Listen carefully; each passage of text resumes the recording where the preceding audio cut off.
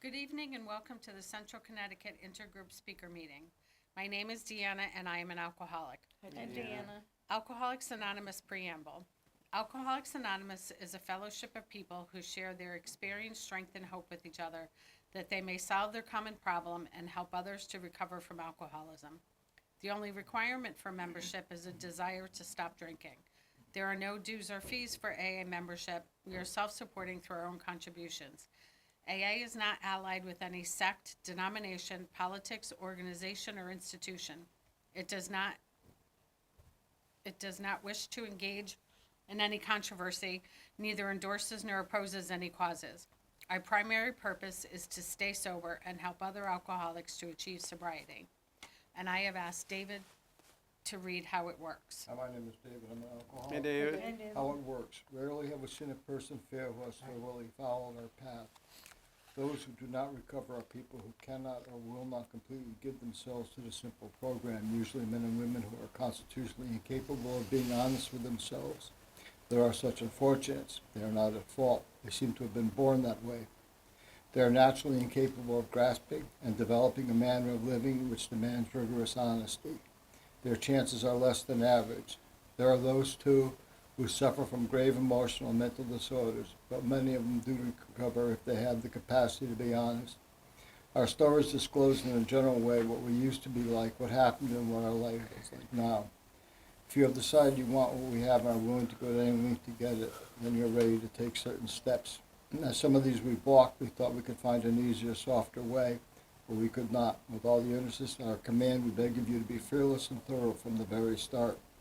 Some of us have tried to hold on to our old ideas, and the result was nil until we let go absolutely. Remember that we deal with alcohol, cunning, baffling, powerful. Without help, it is too much for us, but there is one who has all power. That one is God. May you find him now. Half measures availed us nothing. We stood at the turning point. We asked his protection with care and complete abandon. Here are the steps we took, which are suggested as a program of recovery. 1. We admitted we were powerless over alcohol, but our lives had become unmanageable.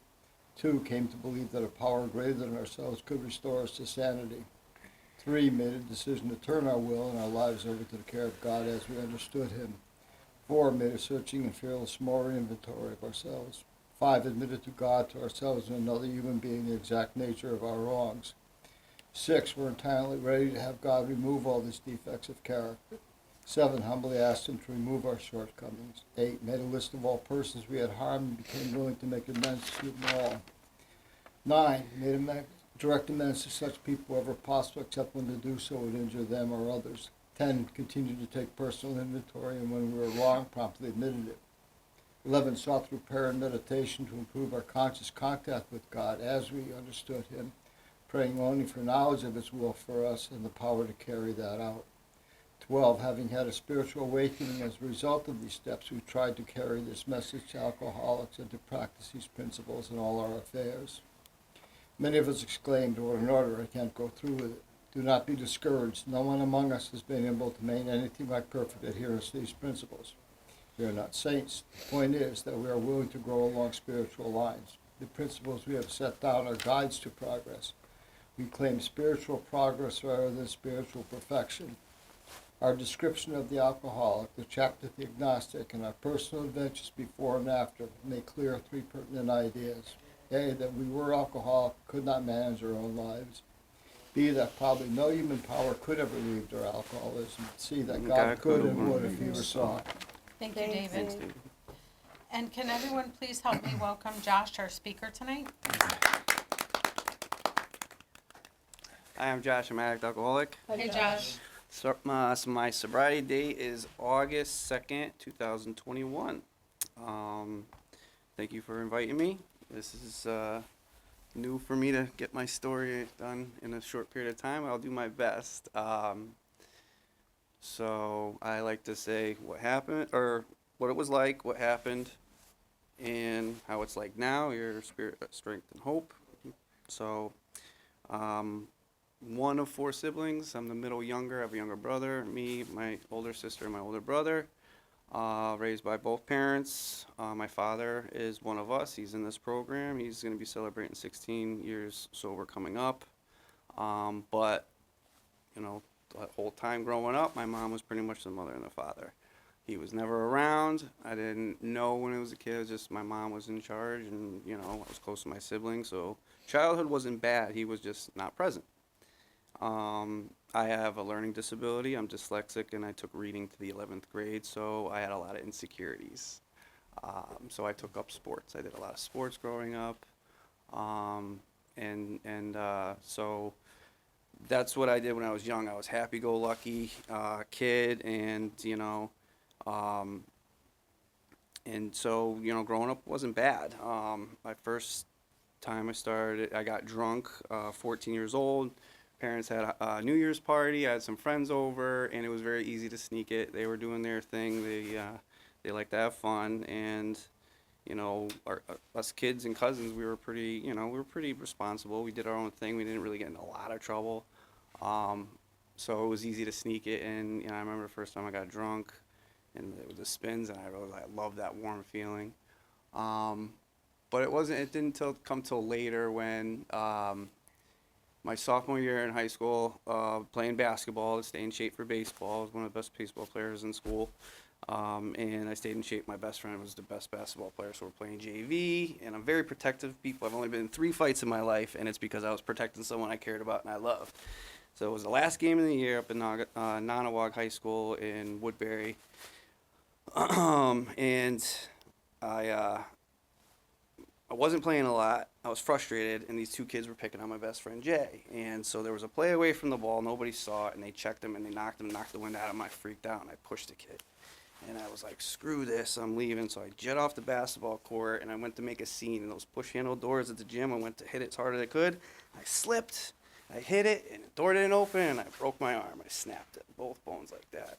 My body went like in shock. I couldn't see for like 3 seconds, and then my dad was there. He took me to Bristol Hospital, and the emergency room was packed. And he said my son hurt himself, and they're like, he's gonna have to wait. The nurse saw my arm, her eyes lit up, took me right in, and gave me a shot of morphine. And that was the second time I felt that warm feeling. I was like, woof.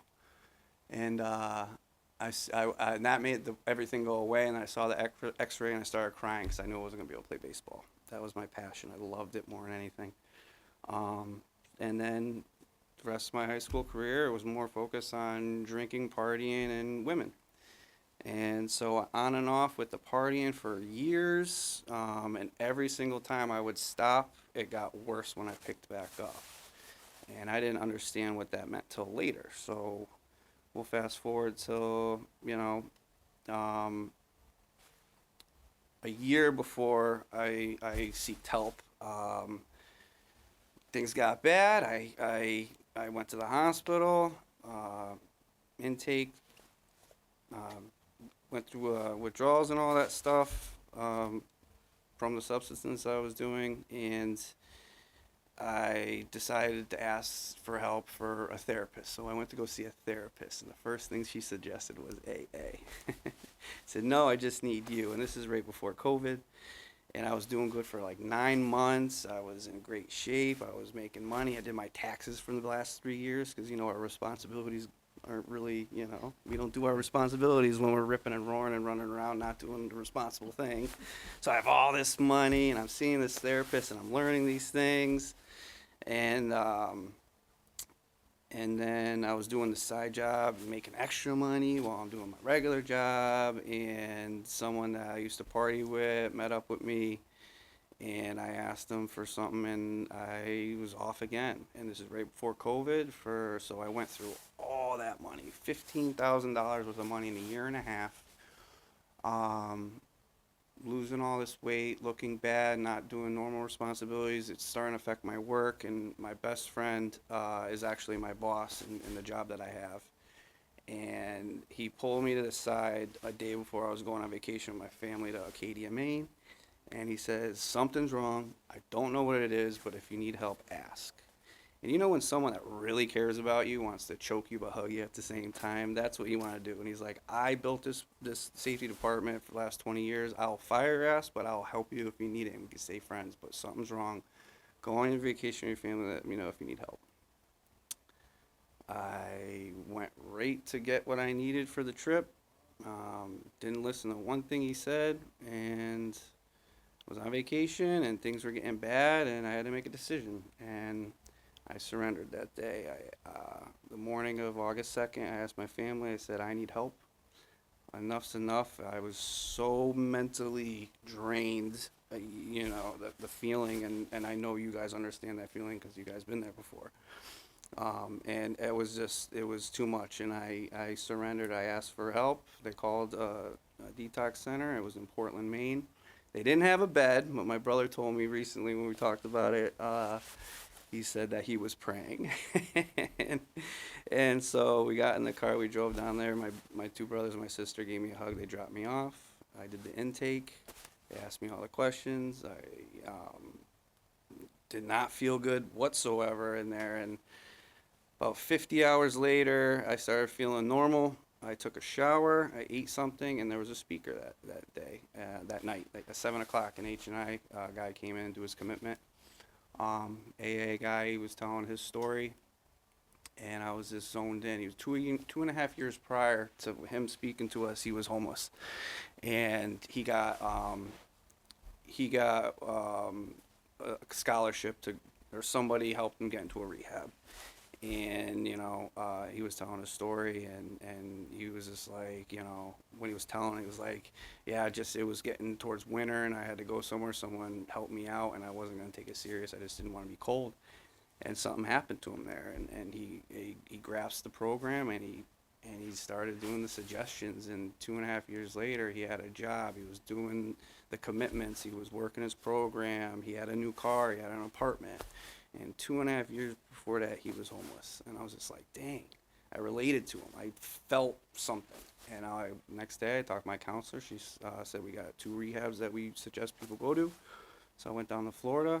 I had to get permission from my mom because it was around COVID. So she said, yeah, they must have did some research because it was a really nice place. So, that day I surrendered and asked for help was step 1 pretty much, That was the first part of me starting to be honest, open to do something I never did before, and willing to, take a chance to do rehab. I never tried it before. So we got down there. They did the same type of intake they did when I went to detox, and they jump right in. It's AA, clinical stuff, therapy. Everybody that worked there was in recovery, so they call you on your bullshit. And so they are pounding step 1 in your head about the disease model, the obsession of the mind, the allergy of the body that affects your spirit, your natural way to live. And they just talked about it, and they would read passages through the big book. I'm like, wow, okay, I know what that is and how progressive the disease is. I'm like, yep, I stopped and picked back up, and it went like that, like it was before. And things started to make sense, and obviously, a few weeks in, you're feeling a little better and a little better and a little better. Your natural dopamine's coming in slower and slower and slower, and you're learning more about yourself. And so, they get you on step 2. We did step 2, and what they did there was, are you willing to believe in something? You're gonna need something that's greater than yourself. And they use an example of a wave. You can't stop a wave that's greater than you. And either group, or use my higher power. And so I was like, all right, step 2, I'm good. I'm willing to believe in something. I don't know what it is yet. And step 3, they asked if there's anything you're not willing to do for your sobriety. I made a stupid joke about selling my body for money, and they didn't laugh. And then are you willing to turn your will and your life over to something that you're not sure if you understand yet? And we did the prayer. So now we're on step 4. And it was a lot of writing. They gave us directions and sheets on every column, and it was just writing. And I already started the honesty thing. I just started writing the first thing that came to mind. We had these 12-step contacts that were, overlooking our stuff and saying, hey, how about this, and having us think differently. And all this time we're doing big book meeting. Every night's a meeting. It's a speaker meeting. And I heard a lot of similar stories on how, I had this thing going good for 5-6 years, and then someone would relapse because they got away from meetings. And that stuck in my head, like, this has got to come first. Otherwise, I could potentially lose other things. So I learned so much in that 4th step about, resentments, and it's me. All these things that, I got mad over, I looked at myself and what it affected. I'm like, wow. So I started having that change of thought. And then you look at the fears and, self-reliance and the selfishness, and then the sex inventory on how everything was related to other things other than what I thought the problem, was. So step 4 was huge, and one of the 12-step contacts said, you better finish it here, because when you get home, you're not going to finish it. And I was like, yeah, I'll finish it. Because it was so much writing. I had 156 people I resented and 500 resentments. I shortened it because a lot of stuff was repetitive. And then he was right. I got home and, I took my time, and I had a friend that I met in AA that pushed me. We pushed each other. And so I finished it, and I read it to somebody, and then I had that feeling of, you say all that out loud to a stranger, someone you get to, to know in these rooms, and it was just an amazing feeling. And then I learned about 6 and 7 later on. I didn't understand it right away, and now how the defects and shortcomings, the defects are inside, and the shortcomings is what comes out. And by reading it and reading the defects and writing it down 4, reading it 5, and then recognizing them, you can work on them. And it's a thing you have to do every single day for the rest of your life. And then I remade my list, and I started making my amends. And another time, and it's just wow. But all this stuff came after, because when I got out of rehab, I was there for a total of 70 days. 4 different people said to me, when you get home, go to a meeting, get a sponsor, start the steps, and give back. They all said that, you know what I mean? They didn't even know I was leaving. They were, oh, you're leaving? Do that. They all said the same thing. And that's what I did when I got home. I was going to 5-6 meetings a week, probably pretty steadily for the first year. I was going to the meetings my sponsor was going to. We did the steps. My second year, I did the steps again. I started sponsoring at, not 8 months in. I wasn't even done with my steps, technically. And I asked somebody, he goes, go with your gut. And I thought I could help the guy. He's still sober to this day. He didn't finish the steps, but he's still sober today. I still talk to him. Everybody's program's their own program. It's an amazing, amazing thing. And, I can't explain it. And then, I figured out what my higher power was. I call it infinity. I had this guy at a meeting one time explain. He's like, a lot of people have a tough time explaining their higher power, and he said, well, try to explain the infinity to a 6-year-old. He goes, can you really explain? They're going to ask you 800,000 questions, and you can't answer them all. I believe in it, the energy of the universe. We all came from something. I believe in it. That's how I explain it. I call it infinity, and I pray to it every single day. I do an inventory for the most part every day. I did practice the checklist when I was in my first year. But step 10 to me is 1 through 9. 1 plus 9 equals 10. You got to do 1 through 9. That's your daily inventory. When you're wrong, promptly admit it. That's, step 9. And when you're struggling, what step is it? And so I got to do 10 every single day. Saw it through prayer and meditation, improve my conscious contact with God. 11, I feel that prayer is practicing unselfishness. When I'm praying and thinking of other people, because I went to this resentment meeting where you'd have to pick up a washer if you had a resentment and pray on it, because you're not a whole person. Resentments hinder personal and spiritual growth. I learned that from that meeting. So I learned how to pray for people that I wasn't too fond of. And then I pray, I'm grateful for waking up. I pray for people I care about. And I start every single day that way. So me thinking of other people is practicing unselfishness. That's what I think it is. And I think that's what my guy wants from me. And when I'm off balance, I got to meditate. I got to ground myself somehow. Count to 10, breathing, put your face in ice water, call another alcoholic, something to get yourself back on that balance. That's what I call meditation, is that balance. Because I was super unbalanced in the beginning. Oh my God. And before, you learn so much about yourself when you work this program. In step 12, like I said, I started sponsoring. I have commitments still to this day. Currently, I'm doing a speaking commitment. I'm a GSR for that meeting. I'm treasurer for my home group. I sponsor people. I help whoever I can. I help people out in Al-Anon. I help whoever I can, whenever I can, if I can. I learned it's okay to say no. I used to never say no because I wanted people to like me. One of those fears I learned in 4. And the things that you get from this program, I'm a whole person now. I watched this inspirational speaker when I was in rehab about marrying yourself. Two halves don't make a whole, 2 wholes make a whole. I feel like I'm a whole person. I can look at myself in the mirror. So I'm happy. In the 4.5 years, I got my own apartment. I got a newer car. I pay my bills on time. I got people trust me again. I got more responsibilities at work. I reach out to people that I did work for. I paint on the side, and I reached out to a client, and he's a dentist. And all the stuff I did to my body over the years, I was missing 5 teeth, and he did 5 implants for me, and I just painted his kitchen and cabinets. I thought I was going to do 1 that was in front, so I got my smile back, but he did 5. I'll take that trade all day long. But yeah, I'm still friends with them. I still, if they need anything, if I can do it, I say yes. I met a lot of amazing people. Took me a year to get back in the pool hall, and I played pool. My skill level went up, go figure, not drinking. I play baseball still. I play in a men's league, and people say, if you will it to the universe, it'll happen. Last year, I was just like, getting old. I'm getting like sore and stuff. I just want to be able to hit 1 more home run before I can retire. I'm only 41, when I said that. And my first at bat of this year, I hit a home run off the best pitcher in the league. I can't even explain the feeling I had. It was amazing. That stuff just doesn't happen. It just doesn't happen. And it's just the stuff that comes from this. How do you explain it?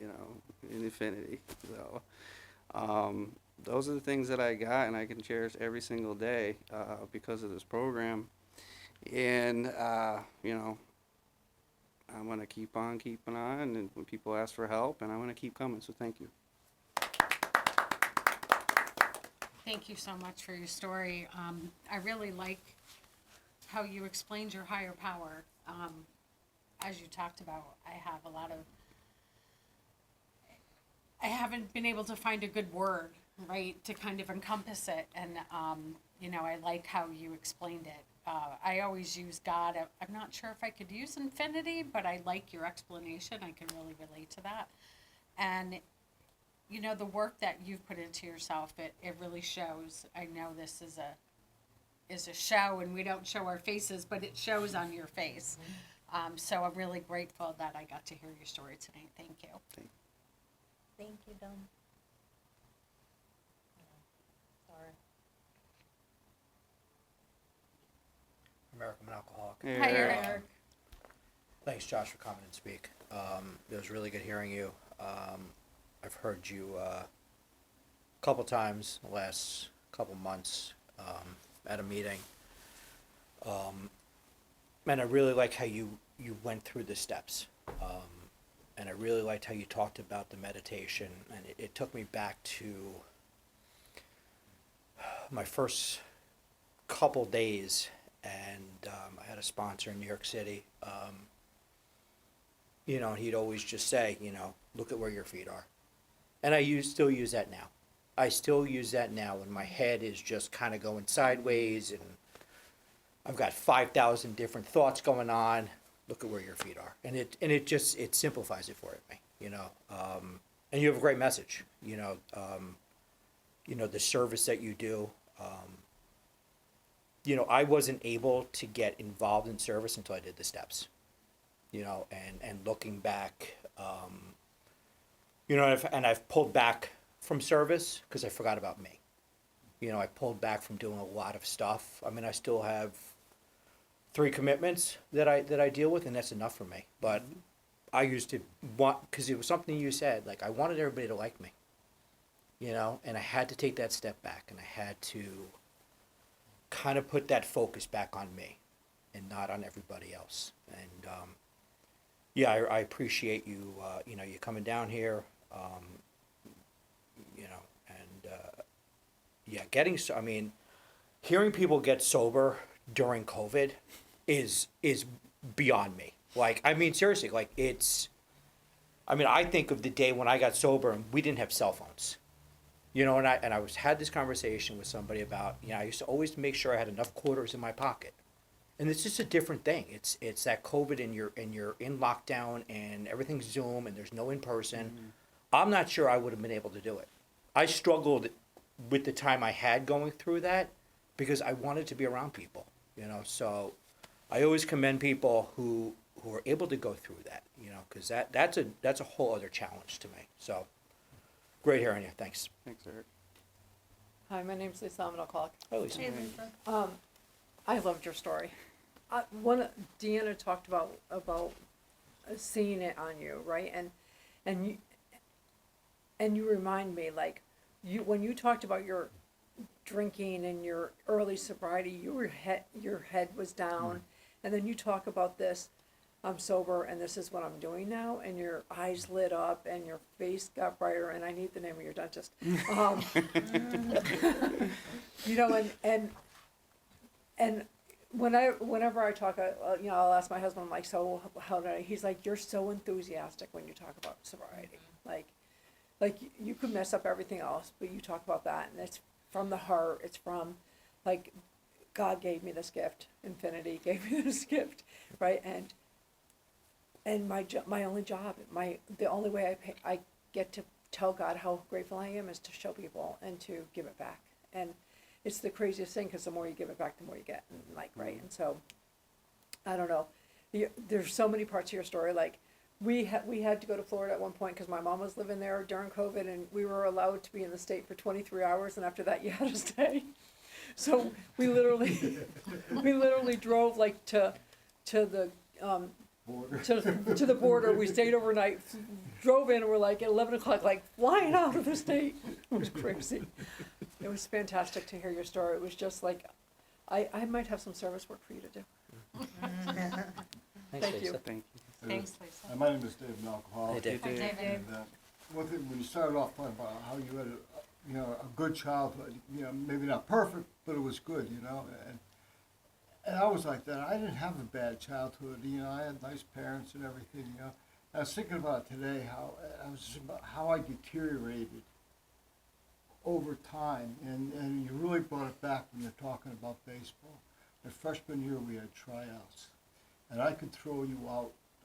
I was a catcher. I could throw you out at second from my knees. Coach said, "You've got a good arm, but you're going to have to stand." I said, "F you, I'm out of here," all right? And that brings back to the resentment. I had a resentment against all that stuff until my son was playing college ball and calls me up. He was pitching, and he didn't. Things weren't going the way he had planned, you know. So I talked him through it. I said, "Hey, just remember one thing, JD. I go, you get up every morning and you can put a uniform on, a baseball uniform." I said, "I can't do that anymore." I go, "But you can, you know." And there was no garbage about yelling at him or saying, you know, because my big thing is, like you said, it's going after the coaches. You know, I'd get, "Oh, let me call you, call the coach up," you know. But that's what this program is taught, is looking at things from different angles, and I'm really glad you spoke, because it really kind of tied everything I was thinking about today in. So sorry for any real preposition, but that's where I'm at. Thanks a lot. Thank you. Thank you so much. Let's thank our speaker again. And we end with the responsibility statement. I am responsible when anyone, anywhere reaches out for help. I want the hand of AA to always be there, and for that, I am responsible.